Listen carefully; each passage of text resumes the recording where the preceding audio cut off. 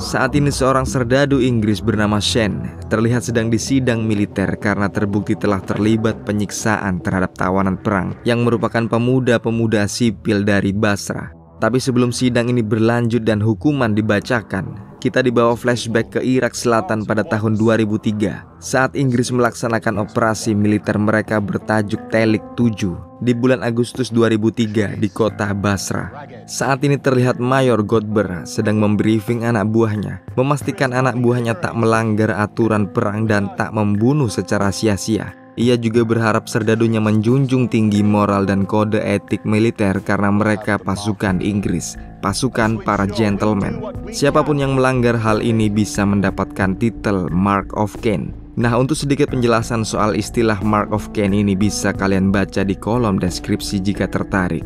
Balik lagi ke filmnya dan kita dibawa langsung ke jalanan kota Basra. Warga sipil tampak sedang gusar dan kasar karena sudah menunggu selama 2 jam di SPBU ini dan bensin belum bisa disalurkan. Warga pun menuduh pasukan Inggris telah menyalahgunakan bensin untuk keperluan mereka sendiri, seiring jumlah mereka yang terus bertambah dan mericuhkan keadaan. Inggris pun mulai terdesak dan terpaksa mundur sementara warga terus melemparkan apa saja ke arah para tentara. Dan akhirnya baru bubar ketika seorang serdadu Inggris mengancam akan membuang semua bensin di SPBU ini ke tanah jika mereka masih membuat kerusuhan.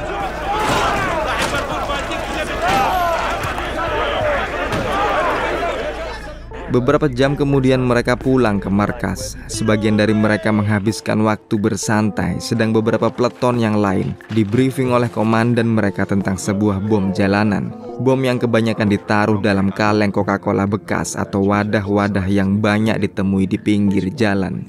Dan memang ini menjadi teror tersendiri karena esok harinya para pasukan Inggris ini menjadi seakan paranoid seketika melihat adanya kaleng Coca-Cola kosong di tengah jalan.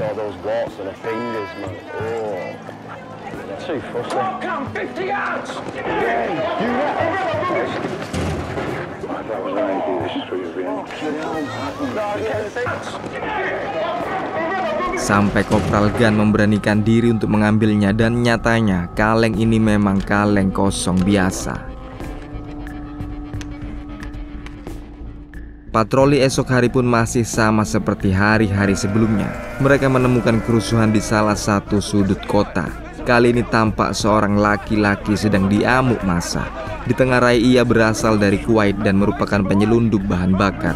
Pasukan Inggris pun lantas berusaha mendamaikan massa yang terus bertambah banyak ini. Datang membawa batu, kayu dan besi, siap menghabisi pria asal Kuwait ini. Salah satu warga memprotes keras, meminta agar serdadu Inggris ini menembak mati pria Kuwait bajingan ini. Tapi Kopral Gunn sudah memutuskan tak akan ada tembak-menembak hari ini dan segera membawa pergi penyelundup asal Kuwait ini.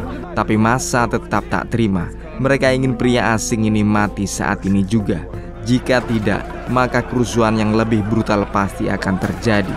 Ancaman warga sipil ini akhirnya membuat pasukan Inggris memilih untuk menghajar penyelundup ini di dalam truk mereka dan menunjukkan pada warga jika penyelundup ini sudah dilumpuhkan. Keesokan harinya di salah satu jalanan Basra, Inggris membawa sebuah Land Rovernya lengkap dikawal dengan mobil lapis baja di belakangnya sampai mereka menemui gerombolan pemuda yang membawa pistol di tangan. Karena tak ingin ada kontak senjata, serdadu Inggris pun berniat memutar konvoinya. Tapi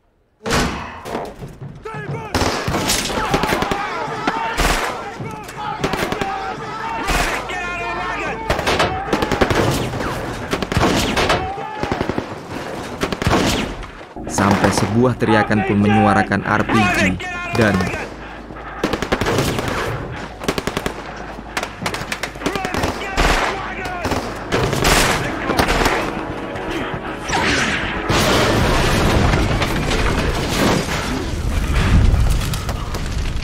dengan tewasnya Mayor Godber dan Glynn terbakar di dalam mobilnya, barulah para pemuda Inggris ini tahu apa yang mereka hadapi. Dan mental mereka pun seketika terpukul seakan latihan mereka selama ini tak berguna dalam pertempuran urban yang sesungguhnya. Keesokan harinya tampak peti kedua korban insiden kemarin dibawa pulang ke Inggris. Kopral Gunn mengatakan jika peti ini memang ringan karena memang tak berisi mayat. Tubuh Mayor Godber dan Glynn sudah hancur lebur akibat tembakan RPG milisi Irak kemarin. Sedangkan di rapat para pemimpin, Mayor Roth mengatakan jika kali ini waktunya Inggris yang melakukan patroli besar-besaran, sembari memberi pesan pada milisi di Basrah jika Inggris juga bisa bermain kasar. Maka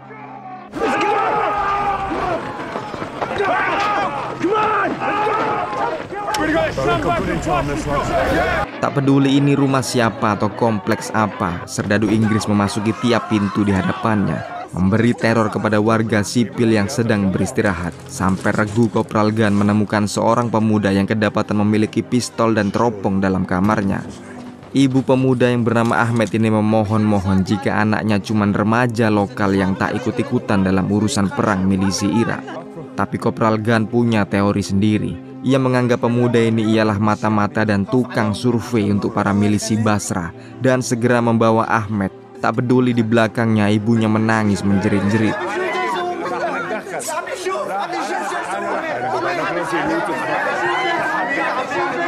Sedangkan di luar ada kasus tersendiri. Seorang perempuan istri tukang roti memprotes jika hijabnya sudah dibongkar paksa dan dirinya telah diraba-raba oleh Kuel. Dan memang Kuel sendiri merampas banyak uang dari rumah perempuan ini. Kepala desa setempat langsung memprotes keras jika ini melanggar hukum agama Islam. Tapi Kuel menyatakan persetan hukum agama dan tak peduli karena dirinya bukanlah muslim. Kopral Gunn tahu jika Kuel memang brengsek dan berniat merampok uang. Ia menyuruhnya mengembalikan uang warga sipil ini. Tapi sebelumnya ia bertanya, kenapa seorang tukang roti bisa memiliki sedemikian banyak uang? Ini sangat mencurigakan dan ia pun memutuskan untuk menangkap tukang roti ini.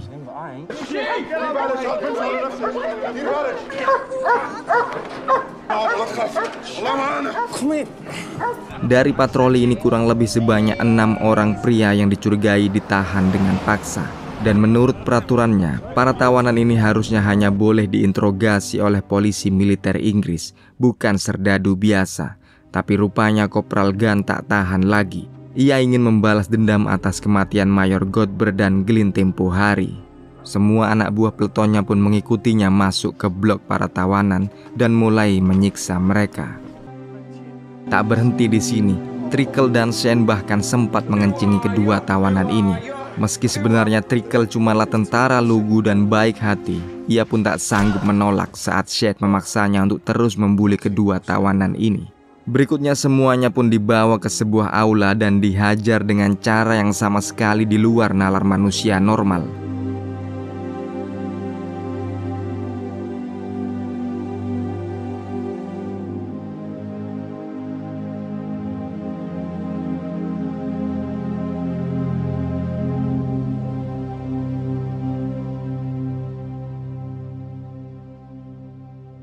Tapi saat semuanya lengah, Ahmed pun melarikan diri keluar, meski hanya untuk ditangkap sekali lagi oleh Kopral Gunn dan kawan-kawan.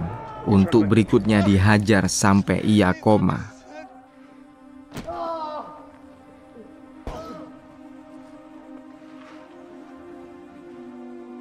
Saat subuh menjelang, para tawanan ini pun diangkut dalam truk untuk dilarikan ke rumah sakit.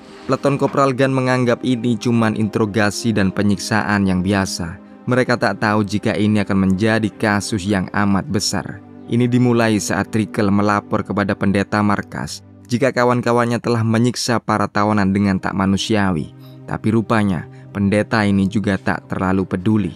Sedangkan di kantor markas, Ibu Ahmed dan kepala desa menanyakan di mana anaknya berada dan terpaksa harus puas setelah Kopral Gunn mengatakan pada sang ibu jika Ahmed telah melarikan diri dari selnya dan ketika berhasil ditangkap sekali lagi, kondisinya sudah terluka parah dan kini berada di rumah sakit di Saibah. Ibu ini tak tahu anaknya sekarang sedang koma karena dihajar oleh Kopral Gunn dan anak buahnya. Di tier atas, melihat kemana arah kasus ini, Mayor Roth sendiri langsung turun tangan dan menyiapkan proposal sebesar 2 juta dinar untuk tiap keluarga tawanan agar mereka tak menuntut para serdadu Inggris. Beberapa bulan kemudian peleton Trickle pun dibubarkan dan mereka semua dipulangkan ke Inggris, kembali pada kehidupan normal dan sehari-hari mereka masing-masing. Mereka tetap tak memahami dan sama sekali tak memikirkan jika masih ada horor yang mengejar mereka semua akibat perbuatan mereka di Irak. Shane bahkan dengan sembrono menunjukkan foto-foto penyiksaan tawanan pada kekasihnya yang bernama Shelly. Padahal semuanya tahu jika para tawanan ini bukanlah milisi, mereka hanya rakyat sipil biasa. Hanya Trickle sendiri yang tampak masih terpukul mentalnya dan tak bisa menikmati lagi hidupnya setelah melakoni banyak pertempuran brutal di Irak, serta terutama saat ia terpaksa ikut menyiksa para tawanan.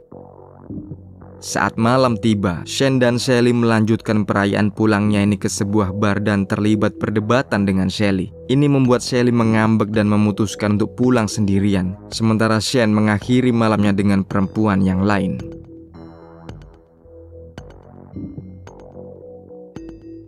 Ketika pagi tiba, Shelly yang sudah akur dengan Shane ini menerima sebuah pesan di HP Shane yang rupanya dari seorang gadis yang telah menghabiskan malam bersama Shane. Ini langsung membuat Shelly berang dan ia pun memberanikan diri untuk lapor polisi, membuat rumah Shane didatangi oleh polisi yang langsung menangkap pemuda ini. Dan ini sekaligus membuat Trickle juga ikut diperiksa. Tak luput juga Quayle dan Kopral Gunn. Dan pelan tapi pasti, kasus ini terus berkembang besar dan naik ke meja para jenderal di Inggris. Tapi meski demikian, para anggota peleton Kopral Gunn masih menganggap mereka semua bisa lolos tanpa dosa.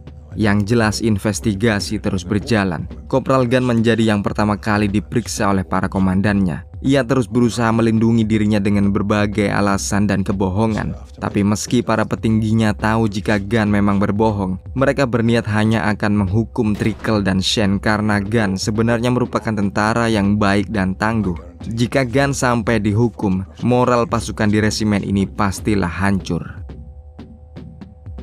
Beberapa hari kemudian, kasus ini sudah masuk ke media nasional. Ini sudah menjadi perhatian di seluruh Inggris. Trickle pun akhirnya merasa ia sudah terkena Mark of Cain. Seluruh anggota peleton sudah terkena karma Mark of Cain.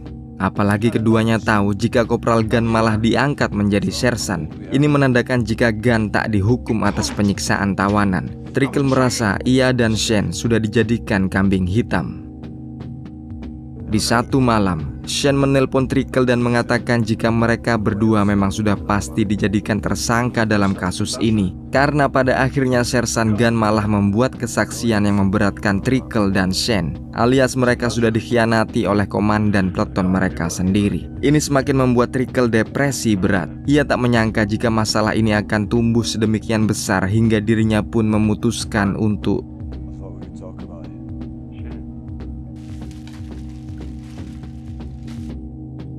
Shane merasa sangat pedih saat mengetahui jika sahabatnya memutuskan untuk menghabisi dirinya sendiri. Ia melabrak Sersan Gunn yang seakan acuh tak acuh dengan nasib Trickle. Kini hanya tinggal Shane yang berjuang sendirian sebagai kambing hitam resimen ini untuk menanggung dosa-dosa komandannya. Hari demi hari pun berlalu dan tibalah saat sidang militer dengan tersangka satu-satunya yang masih hidup yaitu Shane. Ia pun menghadap para hakim dan kali ini ia berniat all out dan membawa semua komandannya yang selama ini telah berbohong. Ia tak peduli jika dirinya akan dicap tak setia oleh resimennya. Sahabatnya Trickle telah mati karena tekanan kasus ini. Dan kalau Shane sendiri memang ikut mati, ia akan membawa Mayor Roth dan Sersan Gunn mati bersama dengan kehancuran karir mereka. Kasus ini pun semakin ricuh dengan kesaksian Shane yang mengguncangkan seluruh resimen. Tak ada yang menyangka jika Shane berani menjerumuskan para komandannya. Dan Shane sendiri akhirnya keluar persidangan dengan tubuh yang penuh luka. Entah dia habis diapakan. Tapi demi Trickle ia pun sudah berniat akan menerima hukuman secara jantan. Persetan dituduh sebagai pengkhianat, ia akan tetap menjalani Mark of Cain-nya. Nah, demikianlah akhir dari film Mark of Cain. Semoga kalian semua terhibur. Kita jumpa lain kali. Wassalamualaikum. Yuk, bye.